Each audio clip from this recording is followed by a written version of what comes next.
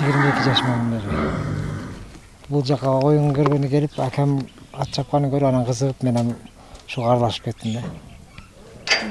Şu 22 жашыман бери акамдын аркасында ээрчип жүрүп, Кудайга шүгүр жакшы ийгиликтерге жетишип жүрөбүз анча-мынча.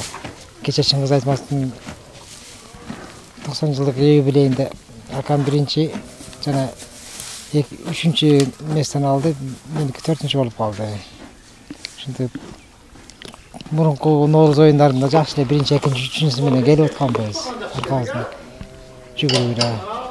Азыр Бишкектен, Көлдөн жакшы аттар келди. Жакшы бүлүктөр. Ошолор менен аралашып, биздикилер илешпей калды. 4-чү болуп калды. Француз, англичан эмелер экен алардыкы. Биздики доморошиндер.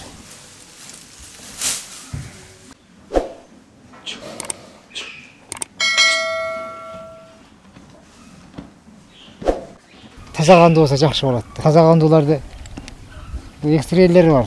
Экстрейге карап анан алыш керек да. Бизде андай жок да. Таза кандуулар Ош областында, Жалал Абадта кем. Бишкекте, Алмата, Тажикстандарда көп кандайлар. Афганистанда бар.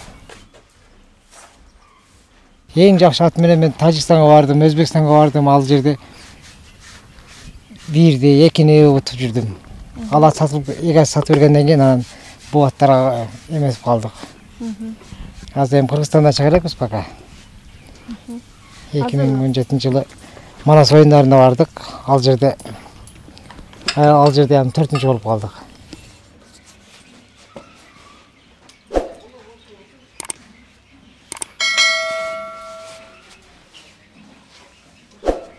Бул кандай аттын баласы бул?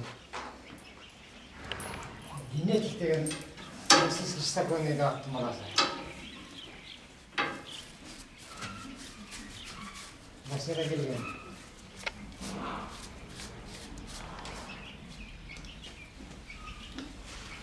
Бул аттарды биз күндө 2 мал тренировка кылабыз. Эртең менен жүгүртөбүз, бастырабыз, алып киребиз. Суу жем берип, карагандан саат 4-төрдө чөп салабыз. Саат 4-тен кийин сугарып анан бастырып, вечерний прогулка деп коет аны. Бастырып, 2 кругтан бастырабыз. Ошо 3 километр болот. Ошону бастырып анан кайрап кирип коебуз. Ошондон кийин жем чөбүн берип, ошо сарайда турат кайра. Баягы чейин ошо саар менен обязательно тренировка болот. 2 саат, 3 саатка дейин. Аны тренировканы кылбай койсо, обязательно анда жеңилишке баш ие бериш керек. Булар деле спортсмен катары. Как положено, питаниясын беребиз. Жакшы кылып тренировкалабыз, анан кийин оюндарга салабыз.